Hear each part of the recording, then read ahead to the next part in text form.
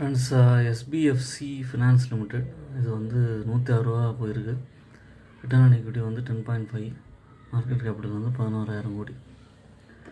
இது வந்து ஒரு சைட்வேஸ் பேட்டர்னில் இருந்தது. லாஸ்ட் 1 இயர் பீரியட்லேயே பார்த்திங்கன்னா ஒரு 75க்கும் 85க்கும் உள்ள ரேஞ்சிலேயே ரொம்ப நாள் இருந்தது.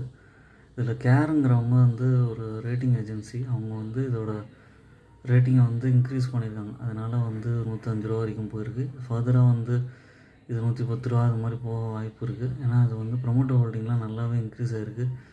ஃபாரின் இன்வெஸ்டர்ஸ்லாம் நிறையா வாங்கியிருக்காங்க. இப்போ இது இப்போதைக்கு ஒரு ஷார்ட் டேர்மில் 110 ரூபா 115 ரூபா போக வாய்ப்பு இருக்குது. குவார்ட்டர்லி ரிசல்ட்ஸ் நல்லாயிருக்கு. ப்ராஃபிட் க்ரோத் வந்து 57.5% இருக்குது 5 இயர்ஸில்.